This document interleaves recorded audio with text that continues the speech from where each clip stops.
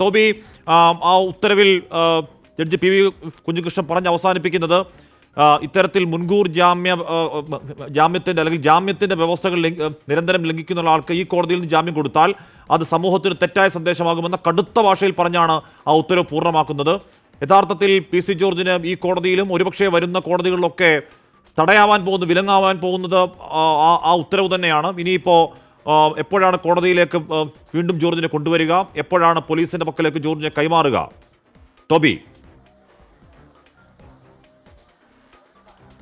ഇപ്പോൾ ഞാനിപ്പോൾ നിൽക്കുന്ന ഇരട്ടുപേട്ട സ്റ്റേഷനിലാണ്. ഇരട്ടുപേട്ട സ്റ്റേഷനിൽ അദ്ദേഹത്തെ ചോദ്യം ചെയ്തുകൊണ്ടിരിക്കുകയാണെന്നാണ് നമുക്ക് മനസ്സിലാക്കാൻ സാധിക്കുന്നത്. എന്തായാലും തെളിവുകളെല്ലാം കൃത്യമായി തന്നെ പോലീസ് നേരത്തെ തന്നെ കോടതിക്ക് മുന്നിൽ ഹാജരാക്കിയിരുന്നു. ആഷ്മി പറഞ്ഞതുപോലെ തന്നെ ഈ കേസിൽ പി സി ജോർജിന്റെ നാക്ക് തന്നെയാണ് പി സി ജോർജിന് തിരിച്ചടിയായത് എന്നുള്ള കാര്യത്തിൽ യാതൊരു സംശയമില്ല. അദ്ദേഹം പറയുന്ന വാക്കുകൾ അത് കൃത്യമായി ഒരു ചാനലിലിരുന്നാണ് പറയുന്നത്. അതുകൊണ്ട് തന്നെ അതിന് തെളിവുകൾ കൃത്യമായി എവിഡന്റായി വീഡിയോ എവിഡൻസ് ആയിട്ട് കോടതിക്ക് മുൻപാകെ ഇതിനോടകം തന്നെ എത്തിക്കഴിഞ്ഞിട്ടുണ്ട്. കീഴ്ക്കോടതിയിൽ എത്തിയിട്ടുണ്ട്, ഹൈക്കോടതിയിൽ എത്തിയിട്ടുണ്ട്. അതുകൊണ്ട് തന്നെ ഇതൊരു തെളിവായി നിൽക്കുകയാണ്.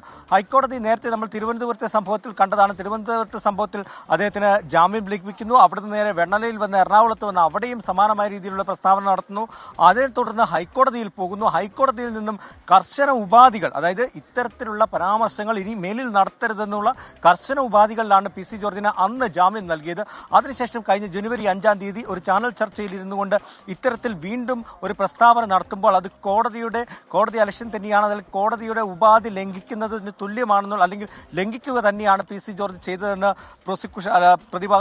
പ്രോസിക്യൂഷന് കൃത്യമായി കോടതിയിൽ സ്ഥാപിക്കാൻ സാധിച്ചിട്ടുണ്ട്. ഈ കോടതിയിൽ നിന്ന് കഴിഞ്ഞ ദിവസം ഹൈക്കോടതിയിൽ നിന്നുണ്ടായ ആ രൂക്ഷ വിമർശനം അത് തന്നെയാണ്, അതിനുള്ള കാരണം അത് തന്നെയാണ്. ഇത്തരത്തിൽ ഒരു കോടതി വിധി തന്നെ അല്ലെങ്കിൽ കോടതിയുടെ ഉപാധി തന്നെ ലംഘിക്കുന്നത് സമൂഹത്തിൽ തെറ്റായിട്ടുള്ള ഒരു സന്ദേശം നൽകും. അതുകൊണ്ടാണ് കർശനമായിട്ടുള്ള നടപടികൾ വേണമെന്ന് പറഞ്ഞത്.